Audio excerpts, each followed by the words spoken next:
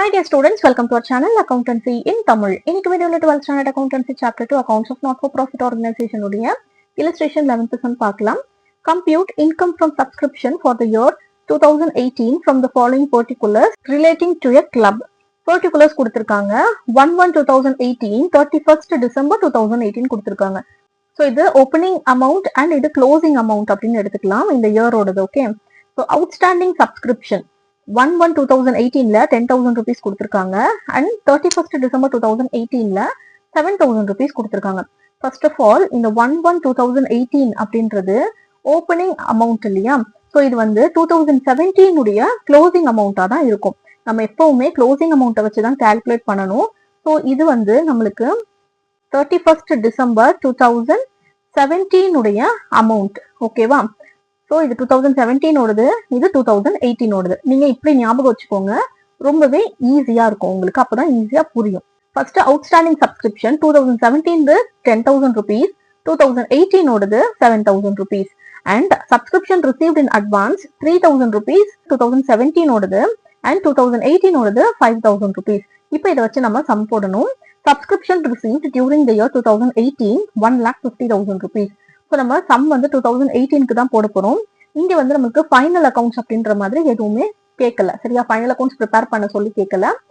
Just compute income from subscription அப்படின்னு கேட்டிருக்காங்க. Income and expenditure அக்கௌண்ட்டோ இல்ல பேலன்ஸ் ஷீட்டோ போட வேண்டாம். ஜஸ்ட் இந்த மாதிரி பர்டிகுலர்ஸ் போட்டு ருபீஸ் போட்டுக்கோங்க.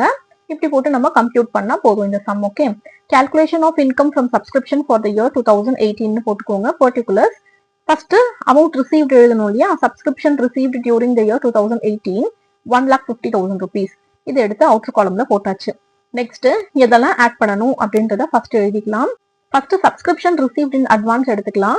இப்போ subscription received in advance 2017 3,000 rupees கொடுத்திருக்காங்க. அப்போ இது எந்த இயரோட அமௌண்ட்? 2018 உடைய அமௌண்ட்.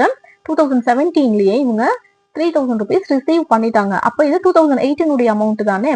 அப்போ இதை நம்ம என்ன பண்ணிக்கணும்? ஆட் பண்ணிக்கணும். நம்ம இங்க கரண்ட் இயர் உடைய அமௌண்ட் எது இருந்தாலும் ஆட் பண்ணணும். இது 2018 உடைய அமௌண்ட் அப்படின்றதுனால நம்ம இதை ஆட் பண்ணிக்கிறோம். Okay, add subscription received for 2018 in 2017 3,000 rupees போட்டாச்சு. நெக்ஸ்ட் அவுட்ஸ்டாண்டிங் சப்ஸ்கிரிப்ஷன் பாருங்க, கரண்ட் இயர் ஓடுது 2018 ஓடுது 7,000 rupees இருக்கு. ஸோ இதையும் நம்ம ஆட் பண்ணிக்கணும். சப்ஸ்கிரிப்ஷன் அவுட்ஸ்டாண்டிங் ஃபார் 2018 7,000 rupees போட்டாச்சு. இப்போ இது ரெண்டத்தையும் ஆட் பண்ணீங்கன்னா 10,000 வரும். அது அவுட்டர் காலம்ல போடுங்க. 1,50,000 பிளஸ் 10,000 பண்ணீங்கன்னா 1,60,000 rupees வரும். நெக்ஸ்ட் அவுட்ஸ்டாண்டிங் சப்ஸ்கிரிப்ஷன் 2017 ஓடது இருக்கு 10,000 rupees. ஸோ இது வந்து கரண்ட் இயர் கிடையாது, லாஸ்ட் இயர் ஓடுது 2017 ஓடுது. அப்ப நம்ம இதை லெஸ் பண்ணிக்கணும். கரண்ட் இயர் ஓடது எதா இருந்தாலும் நம்ம ஆட் பண்ணிக்கணும். ப்ரீவியஸ் இயர் இருந்துச்சுன்னா நம்ம அதை மைனஸ் பண்ணணும் இல்லையா? ஸோ இது லாஸ்ட் இயர் ஓடுது 10,000. அப்ப இதை நம்ம மைனஸ் பண்ணிக்கலாம். This subscription outstanding in 2017 10,000 rupees inner காலம்ல போட்டாச்சு. அண்ட் சப்ஸ்கிரிப்ஷன் ரிசீவ் இன் அட்வான்ஸ்ல பாருங்க 5,000 rupees 2018 ரிசீவ் பண்ணி வச்சிருக்காங்க. ஸோ இது எந்த இயரோடைய அமௌண்ட்? 2019 உடைய அமௌண்ட். 2019 உடைய அமௌண்ட்டை 2018லயே ரிசீவ் பண்ணி வச்சுட்டாங்க. அப்போ இது receive in advance. So next இயர்க்கான அமௌண்ட் தான் இது. அப்ப இதையும் நம்ம எடுக்க கூடாது இல்லையா? அதனால இப்ப நம்ம இதை லெஸ் பண்ணிக்கலாம். Subscription received in advance 2018 5,000 rupees போட்டாச்சு. ஸோ இந்த 10,000 பிளஸ் 5,000 நம்ம ரெண்டுத்தையும் ஆட் பண்ணோம்னா 15,000 வரும். அவுட்டர் காலம்ல போட்டு 1,60,000 rupees மைனஸ் 15,000 பண்ணீங்கன்னா 1,45,000 rupees வரும்.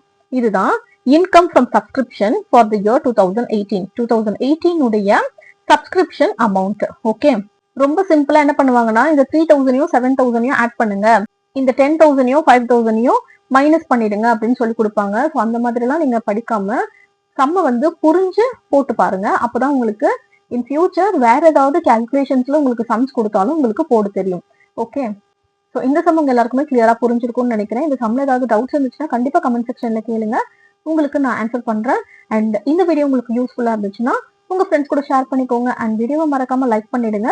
அடுத்தடுத்த வீடியோஸ் பாக்குறதுக்கு நம்ம சேனலை சப்ஸ்கிரைப் பண்ணிக்கோங்க. தேங்க்ஸ் ஃபார் வாட்சிங்.